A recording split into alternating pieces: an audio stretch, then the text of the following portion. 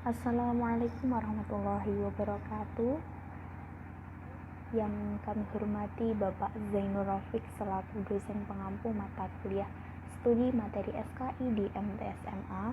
Kami dari kelompok 6 yang beranggotakan Siska Kartika Sari dan Sabila Arianti akan mempresentasikan hasil diskusi kami yang berjudul Penaklukan Konstantinopel atau analisis peperangan.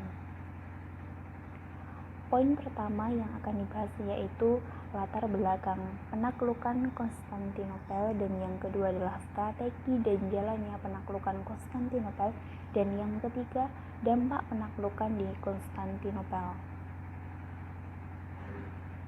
Poin pertama, latar belakang penaklukan Konstantinopel. Profil Muhammad Al-Fatih. Muhammad Al-Fatih adalah Sultan ke-7 Daulah Utsmaniyah.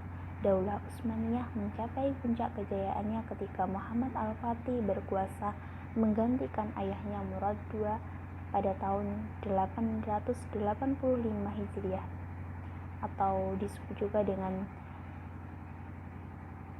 tahun 1451 Masehi. Beliau memerintah pada tahun 1451 hingga tahun 1481 Masehi. Prestasi yang paling gemilang bagi kaum muslimin pada masa pemerintahan Muhammad Al-Fatih adalah takluknya Konstantinopel. Selanjutnya, peranan Muhammad Al-Fatih dalam penaklukan Konstantinopel. Muhammad Al-Fatih merupakan kunci utama keberhasilan penaklukan terhadap Konstantinopel pada tahun 1453 Masehi.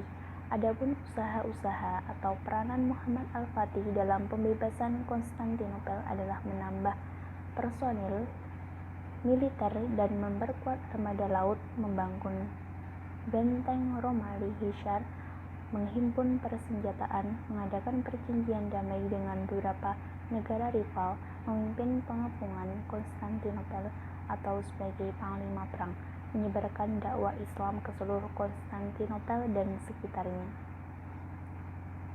Yang kedua yaitu strategi dan jalannya penaklukan Konstantinopel. Strategi yang dilakukan oleh Muhammad Al-Fatih dalam penaklukan Konstantinopel yang pertama yaitu tidak adanya kaum muslimin yang berdiri di depan pagar Konstantinopel. Maka ia memutuskan untuk membangun sebuah benteng dalam batas waktu yang tidak lebih dari 3 bulan. Ia mengumpulkan para pekerja dan memilih tenaga-tenaga mahir dan profesional. Dan akhirnya pembangunan benteng besar itu selesai dalam waktu 3 bulan, yang biasanya hanya bisa selesai dalam waktu setahun. Strategi yang kedua yaitu karena tidak adanya meriam yang kuat untuk menghancurkan pagar-pagar itu, maka ia memutuskan untuk menyempurnakan penemuan meriam.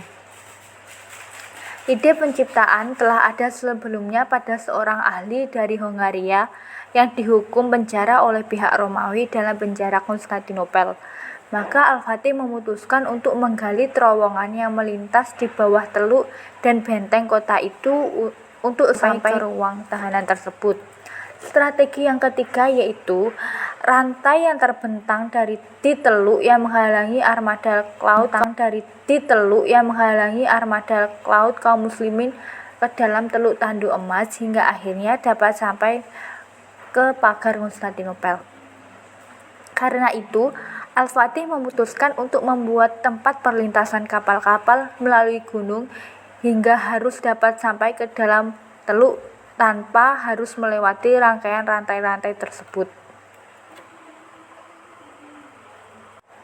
Dan yang terakhir adalah dampak penaklukan Konstantinopel oleh Muhammad Al-Fatih.